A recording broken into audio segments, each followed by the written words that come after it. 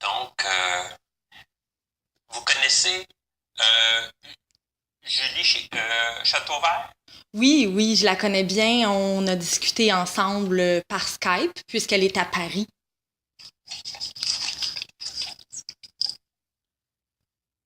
J'ai parlé avec elle aussi. Puis, je lui ai dit effectivement que ces temps-ci, on est quand même assez surchargé. Mhm. Donc, on entend la cloche. Oui. Euh, donc, on s'écrit par courriel souvent, on se pose Mhm. des questions. Euh, mais on s'est écrit par courriel, mais finalement, étant donné qu'on est à la veille de la semaine de relâche, j'ai pu trouver un coin dans mon horaire pour vous rencontrer. Je pense que c'est mieux que par courriel. Oui, c'est vraiment super. Je vais pouvoir vous poser mes questions et puis réagir à ce que vous allez me dire. Parfait. Parfait. Bon, on va y aller. Bon. Donc, vous êtes enseignant ici à Lucien Pagé, mais vous avez fait des projets. Ah oui. Vous avez fait des projets Oui, tout à fait. avec Julie Châteauvert pour son doctorat à l'UQAM. Vous avez fait de la poésie avec elle. Est-ce que vous vous considérez comme poète?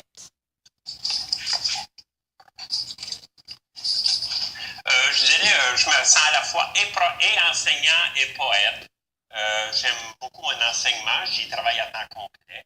Et Mhm. aussi en dehors de mon travail, mais je pratique la poésie, puis on s'aide mutuellement, Julie et moi.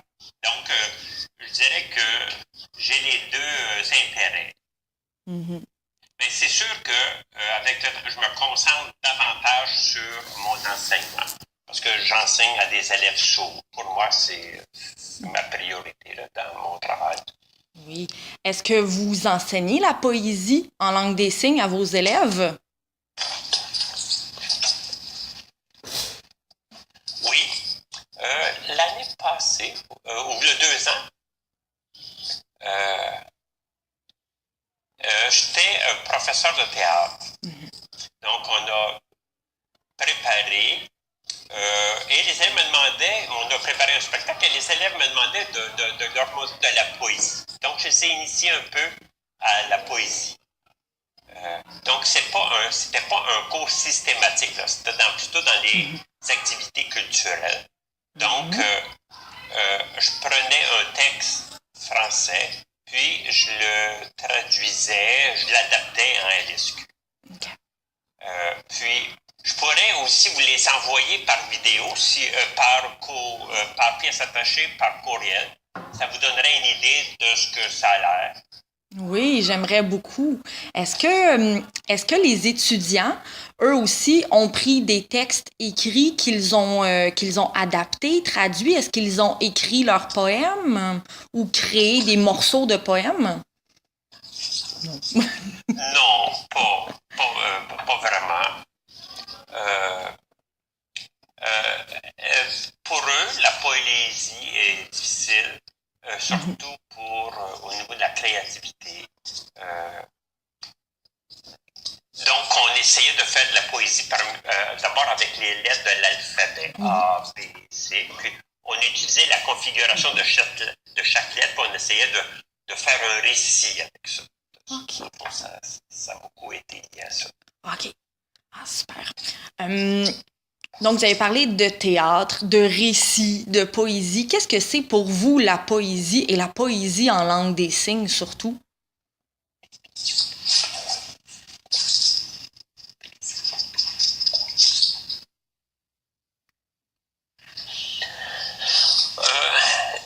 C'est avec mon expérience, euh, donc c'est pas de raconter une situation, c'est plus d'y voir un aspect caché et qu'on essaie d'exprimer en LSQ visuellement en Mhm. utilisant beaucoup des éléments grammaticaux de la LSQ, dont les classificateurs, pour vraiment créer une image, faire une économie de mots, de signes. Euh, la poésie, c'est d'abord prendre, en RSQ, c'est aussi beaucoup situé dans le temps. Donc,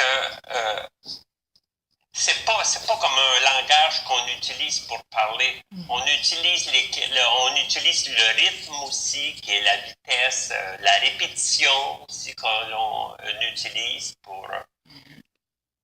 Et je dirais que c'est un peu un film qui est projeté. C'est un peu comme si on projetait un film. La poésie, pour moi, ça signifie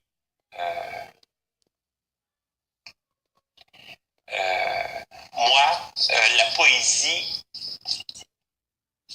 est beaucoup liée à l'aspect politique, à l'aspect social. On décrit une chose, on exprime, c'est-à-dire plutôt que d'écrire, l'interprétation. Donc, c'est aussi, il faut que ça soit aussi agréable à regarder avec les yeux. Ça coïncide aux caractéristiques des yeux qui répondent aux besoins. Contrairement, les personnes qui regardent le cinéma, par exemple, ont un plaisir à regarder des images et se fait une image à partir de ça. Mais il faut que pour un lecteur, quelqu'un qui lit une poésie, il faut que ce soit un peu comme quelqu'un qui aime regarder le cinéma. Je vais vous donner quelques exemples. Je vais vous faire une petite démonstration. Par exemple, si je dis qu'une fille, une petite fille, marche le long du chemin, voit des fleurs, fait un bouquet de fleurs. Donc, si je le mets en poésie, ça va plutôt être comme ceci.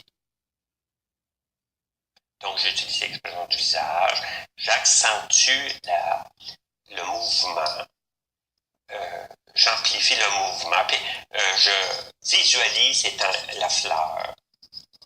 Donc, on joue, dans le fond, des fois, on utilise notre corps pour créer l'objet dont on veut parler, comme tantôt ce que je faisais pour la fleur. Oui.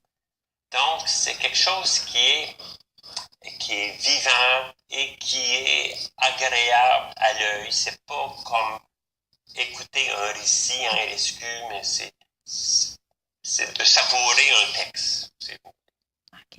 Et donc, quelle est à ce moment-là la grande différence entre le mime et la poésie?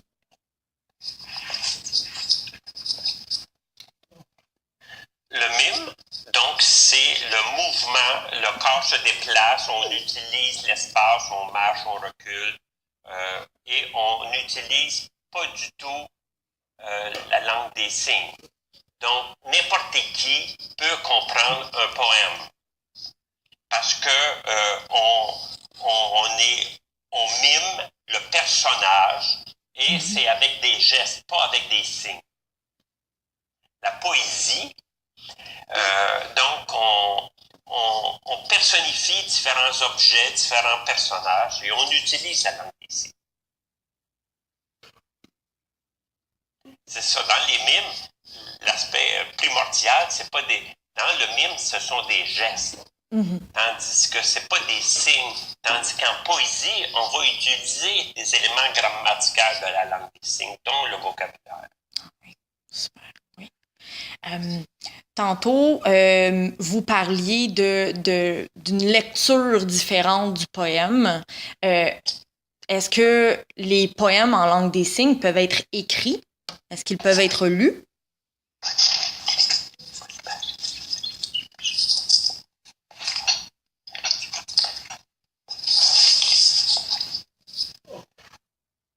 Moi, par expérience, lorsque je suis en train de créer un poème, je ne l'écris pas.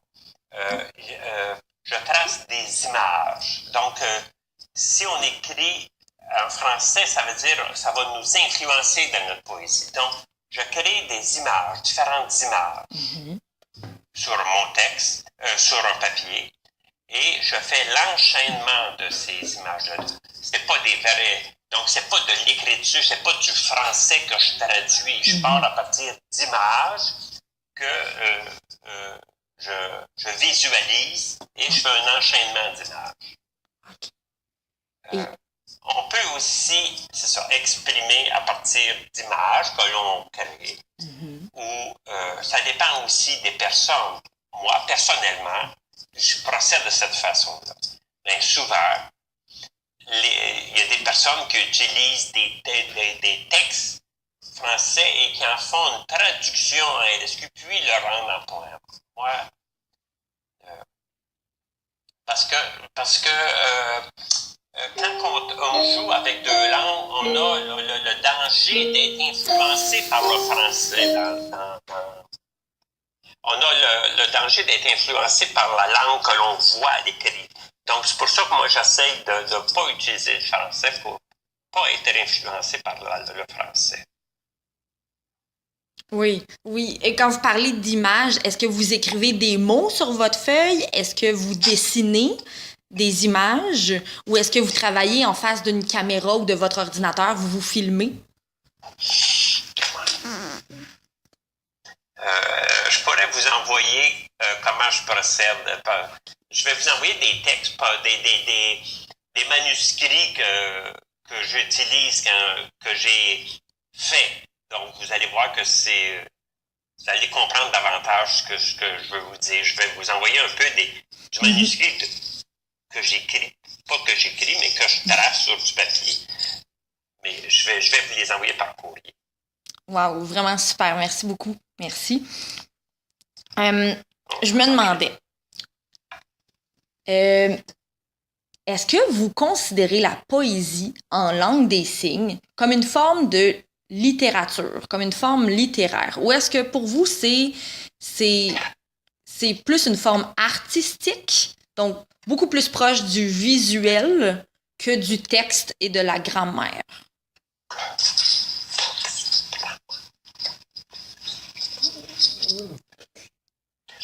Mais c'est plus, effectivement, sur le visuel, c'est en 3 dimensions, tandis que à l'écrit, on ne peut pas représenter 3 dimensions, tandis que l'avantage, lorsqu'on utilise la langue des signes, on est en 3 dimensions et on fait vivre différentes images, on peut représenter différents éléments.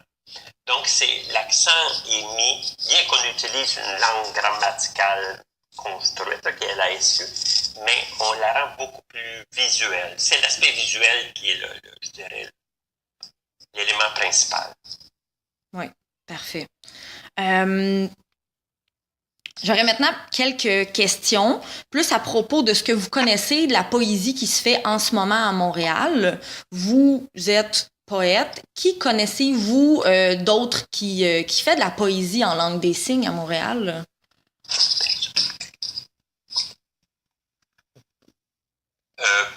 Peu de monde, d'abord. Je dirais peut-être, vous connaissez Pamela Witcher. Jacques Hamon. Oui, il fait pas un peu plus de théâtre, Jacques Hammond? Oui, ben il fait aussi, des fois, il fait des exercices de poésie. OK. Il y a aussi un collègue ici, Sylvain Laverdure, qui, lui, est plus dans un élément humoristique, comique. Il y a aussi une sourde de Québec qui s'appelle France Boulanger.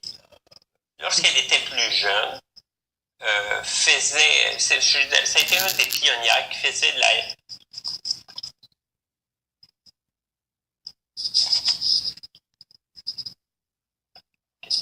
Moi, je crois que l'interprète voulait s'assurer si c'était Joanne Boulanger ou France Boulanger. Je crois que c'est Joanne Boulanger qui a fait le Flying Words Project. Oui, mais elle, c'était Joanne beaucoup plus le théâtre, tandis que sa sœur, France, a fait plus jeune de la poésie. OK. Je vous enverrai aussi des clips d'elle. Ça vous permettra de voir de France. Parfait. France est enseignante ici à Lucien Pagé. Comment l'avez-vous connue? Elle vit à Québec. OK. Bon, vous savez, la communauté sourde est tellement petite. Donc, je sais qu'elle vit à Québec. Je l'ai croisée comme ça. Là. OK. Vous l'avez vu interpréter des poèmes dans des soirées de poésie ou plus par des vidéos qui se partagent?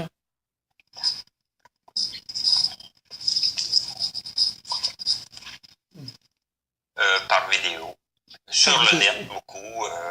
C'est souvent, on a accès à ça gratuitement. OK, parfait. C'est des vidéos qu'on retrouve. Comment partagez-vous les vidéos le plus dans la communauté? Est-ce que c'est par YouTube ou est-ce que c'est sur Francosourd, le site Internet? Est-ce qu'il y a d'autres outils que vous utilisez pour partager la poésie? Moi, à vrai dire, je suis souvent à la recherche. Fait que je me mets sur mon ordinateur puis je cherche différents médias qui contiennent de la poésie chez les sourds.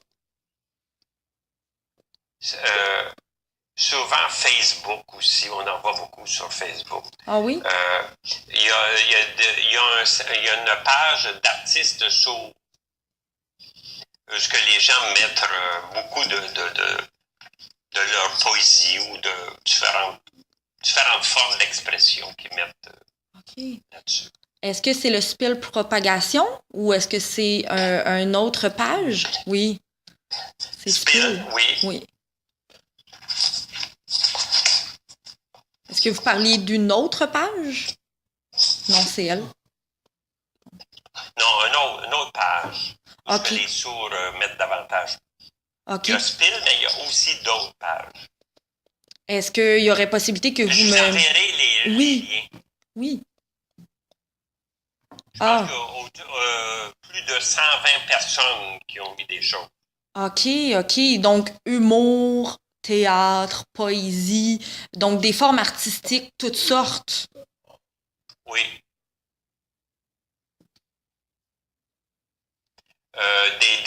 Toutes sortes de discours, toutes sortes d'événements, d'activités, pas juste consacrées à la poésie, mais beaucoup aussi d'œuvres artistiques, là, comme des poètes, de la poésie, mais beaucoup de l'information, toutes sortes de...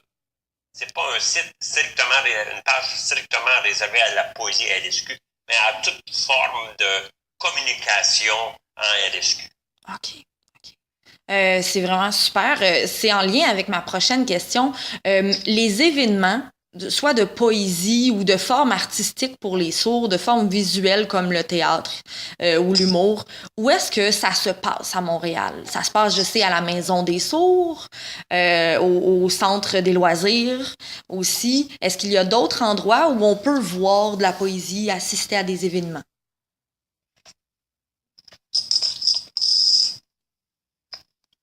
À l'école, lycée Pagé, ici, à chaque année, il y a un spectacle. On fait des spectacles et c'est fait par et pour des sourds, dans lesquels il y a de la poésie, de l'humour, à chaque année.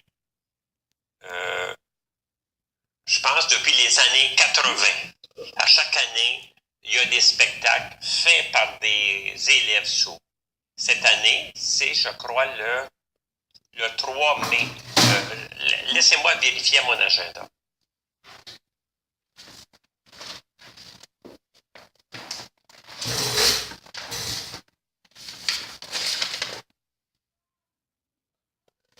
Le 5 mai.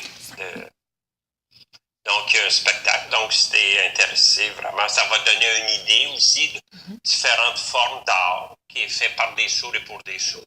Et mes élèves, entre autres, vont y participer. Il va y avoir un spectacle de théâtre. Et moi, cette année, j'essaie de pratiquer pour un spectacle de danse. Il y a aussi, par exemple, peut-être pas à la Maison des sourds, parce que ça, c'est plus des événements. Et il n'y a pas de compagnie vraiment propre qui font du théâtre comme tel. Par exemple, Spill, bon, eux font des événements qui annoncent d'avance. Il y a aussi Interface, je ne sais pas si vous connaissez. Oui, de théâtre. C'est une firme, une compagnie d'interprètes. Donc, eux, c'est plus des formes officielles. Le reste, c'est plus des individus. Oui. qui, à travers d'événements des sourds, organisent un événement et eux vont participer. Donc, c'est pas une troupe ou c'est pas des artistes là, qui sont qualifiés de professionnels. Non. Donc, ils font pas partie d'une troupe ou d'une organisation comme telle. Est-ce que vous avez déjà avez-vous visité l'économusée sur la rue Amherst? Oui, aller voir l'exposition du Peuple de l'Œil. Oui. Oui, je suis allée le Là, voir. on a vu les origines du théâtre avec Serge Bellière et compagnie. Il y a eu des compagnies qui fait partie de l'histoire des sourds, mais qui n'ont pas résisté au temps, qui ont disparu. Oui.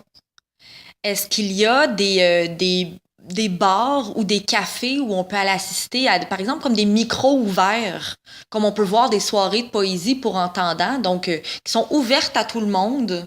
Est-ce que ça existe pour les formes de poésie ou de contes pour les sourds? Je pense que j'ai entendu parler d'une au café bar L'Artère. C'était, je crois, un bar humour. Voulez-vous répéter, l'interprète n'a pas compris, l'artère? Oui, le bar L'Artère.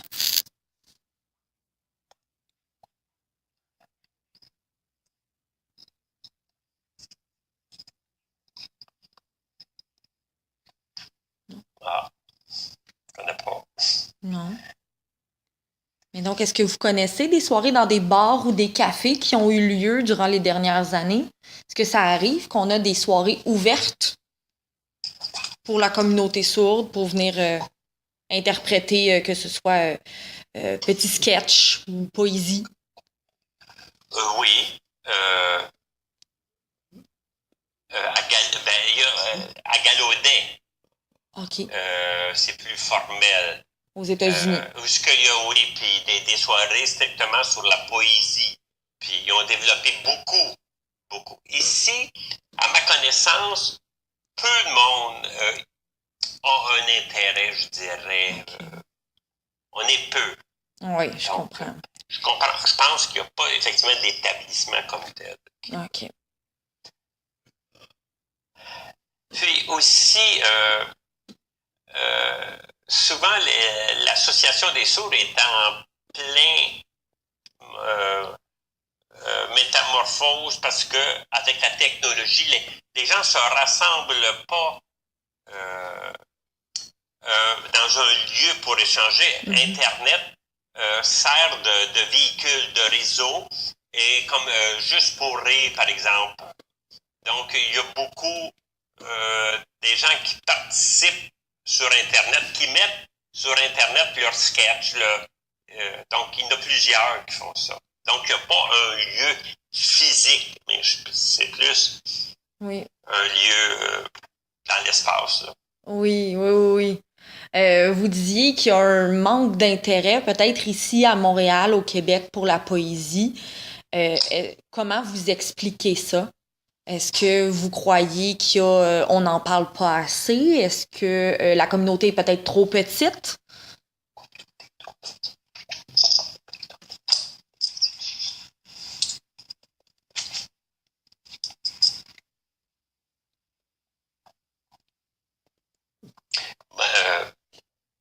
Plusieurs raisons. Je demande des fois à mes élèves, est-ce que ça vous intéresse la poésie? Ils disent, oh, c'est trop difficile de conceptualiser quelque chose. Oh, c'est comme... Dans le fond, ils aiment beaucoup on dirait que les sourds qui ont une affinité artistique, c'est plus la danse, le théâtre, le spectacle, moins la poésie. Mon hypothèse, c'est que peut-être que le sens de la poésie n'est pas suffisamment partagé par la communauté, donc peu d'adeptes. Chez les adolescents aussi. Puis quand je le pose, je dis, moi je suis pas bon là-dedans, je suis pas à l'aise, ça me gêne, je suis comme je suis patate là-dedans, je suis pas vraiment très bon. Fait que, on voit que c'est pas une ouverture, les gens ils se sentent pas eux intéressés à développer cet aspect-là. Ouais, je comprends. Est-ce que malgré ça, vous diriez que la poésie en langue des signes à Montréal, elle est connue parmi la communauté sourde?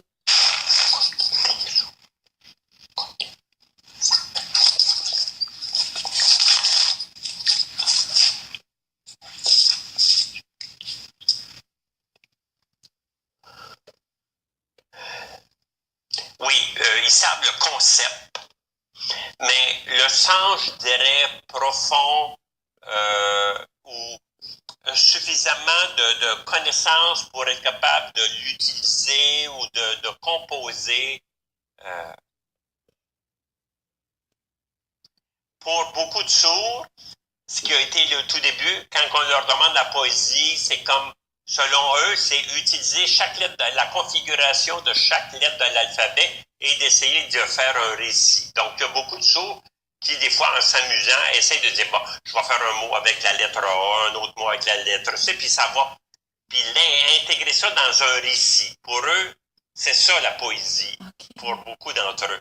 Ou avec les chiffres, les formes des chiffres de 1 à 10. Eux, ils ont l'impression que c'est une forme de poésie. Pour eux, c'est ça la poésie. Ça se limite à ça. Je ne sais pas si vous avez vu, m'avez-vous vu, moi, en train de faire ce poème-là? Est-ce que c'est le Old Wise Corn que vous parlez? Oui.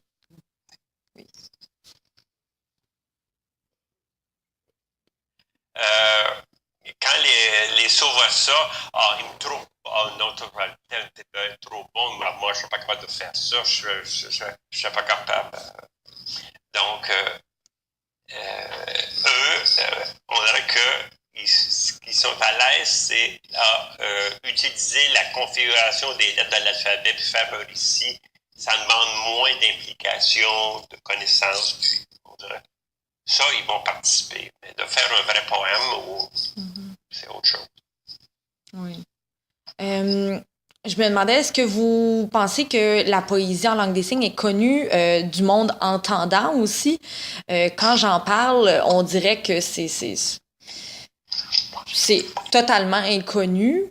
Est-ce qu'il y a des entendants qui se sont intéressés à cette forme de poésie-là? Est-ce que... Non. Je pense, bon, il y a quelqu'un comme Julie Châteauvert, tu sais, qui s'y intéresse, mais moi j'ai essayé, puis souvent les entendants ont de la difficulté à comprendre. Mais il y a des entendants qui connaissent déjà, qui font partie de la communauté comparativement aux entendants qui ne connaissent pas la langue des signes.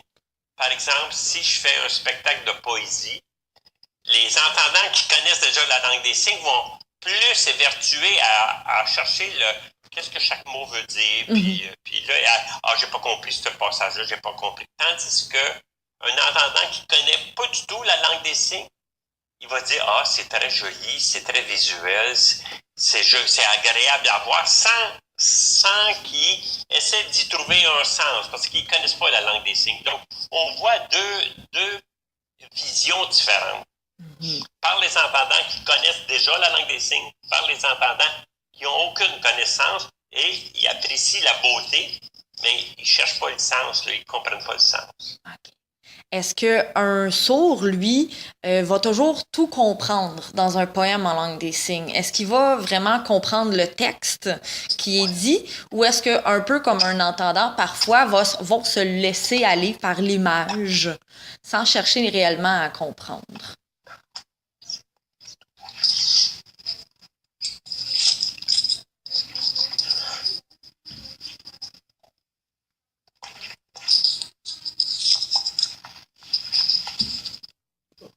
Je dirais un peu comme les entendants. Il y a beaucoup de sourds aussi qui s'acharnent sur le sens, effectivement. D'autres, non. Mais on en voit effectivement, vous avez raison, qui s'acharnent à trouver le sens plutôt que de se laisser aller à admirer la beauté. Oui, parce qu'ils connaissent la LSQ, donc ils retrouvent ces éléments-là de la langue des signes dans le poème, ont plus d'outils pour comprendre qu'un entendant.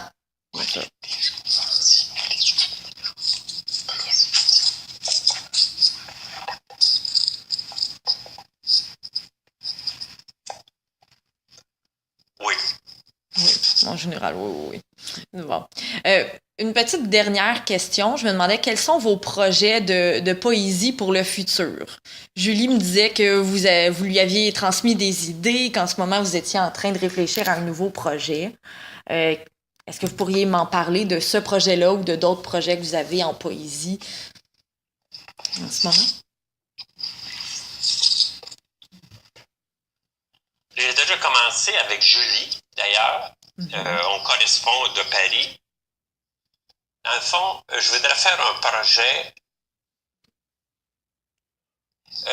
lié à la politique. Je sais pas, les sourds ont été convoqués à s'exprimer à l'organisation politique qui s'appelle Comment dire autrement ou Dire autrement sur l'avenir du Québec. Oui. Donc, j'ai participé à ce débat-là. J'ai fait partie de l'équipe des sourds qui ont participé. Et il y avait Maë, M-A-I, elle était autochtone. Puis j'ai parlé avec elle, on échangeait, est entendante. OK. Bon, elle faisait partie de ceux de l'équipe, et suite à ça, j'ai eu une idée. Je trouvais que on pourrait commencer à développer un poème, mais là, aller plus par l'écriture, à répéter sur, par exemple, l'autisme, l'oppression. Donc, utiliser des éléments politiques sur l'oppression, par exemple, et en faire un poème. Donc, Julie et moi, on en discute, puis je suis en train de développer effectivement quelque chose qui tournerait autour de thèmes politiques, comme l'audisme, excusez l'interprétation Oui. trompée, l'audisme et l'oppression, par exemple. Donc, pour essayer d'avoir des nouvelles approches, comme en poésie, on utilise souvent le rythme. Donc, j'essaie comme en poésie entendante, j'essaie de voir dans la poésie comment je vais pouvoir intégrer le rythme, davantage le rythme, mais avec des sujets à thématique politique. Donc, c'est en développement, puis Julie et moi, on s'en parle comme ça, même à distance. Super. Est-ce que Julie vous sert de conseillère ou est-ce qu'elle va participer comme un duo à votre poème?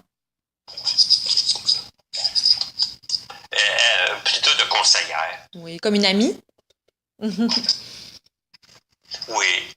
Puis aussi, et moi aussi, quand tu développes un poème, tu as besoin de quelqu'un qui critique, qui corrige pas juste la langue des signes, mais corrige l'aspect poétique. C'est important d'avoir quelqu'un à qui échanger pour parfaire ton œuvre, si tu veux. Oui, tout à fait. Même quand on écrit, il faut avoir quelqu'un pour nous lire, un œil extérieur pour nous regarder faire. Oui, exactement. C'est tout à fait ça. C'est la même idée. Super. Avez-vous des projets ici à Lucien Pagé avec les enseignants ou avec les étudiants par rapport soit au théâtre? Là, vous disiez que vous faisiez de la danse cette année. Est-ce que vous avez des projets de poésie ou de théâtre pour les années prochaines? Possiblement, dans le futur, oui, c'est fort possible qu'on revienne à la poésie, mais là, les élèves, ils voient beaucoup de danse à la télé, donc ils voulaient fait que j'ai créé une danse là, qu'on a adaptée pour les sourds. Puis, on va aussi filmer, faire des spectacles de danse qu'on va filmer. On va utiliser aussi la caméra, comme lorsqu'on voit les clips qu'on voit à la télévision. Et on va aussi les diffuser sur YouTube. Donc, j'espère que ça va bien aller parce qu'on a quand même peu de temps pour pratiquer. Le spectacle, l'échéance s'en vient Bon, je pense qu'on va avoir quelque chose quand même de très bien. Oui. Ça m'inspire une toute petite dernière question. Dans cette danse-là, est-ce qu'il y a des rapprochements à faire avec la poésie? Est-ce que vous utilisez la langue des signes ou le langage corporel ou vraiment c'est de la danse? Je De la dirais danse. strictement de la danse. OK. C'est plus... bon, dans le fond aussi, les élèves, il faut qu'ils... cette année, il y avait une volonté de danser, parce qu'ils voient beaucoup de compétitions, de spectacles de danse à la télévision. Et donc, puis moi, je trouve que pour initier à la vie artistique, il faut d'abord qu'ils fassent quelque chose qui leur plaise, dans laquelle ils se sentent bien, valorisés. Puis aussi, au lieu d'utiliser de la musique, on va utiliser le tam-tam comme outil de son pour le rythme. Oui. Donc, c'est un essai, c'est une première expérience. Donc, faire des clips de danse. Ah, bon. Ben, c'est un super projet. Je vous souhaite bonne chance. N'oubliez pas de venir le 5 mai. Oui, le 5 mai. C'est ça que vous puissiez voir ce spectacle-là. Je vous enverrai l'information.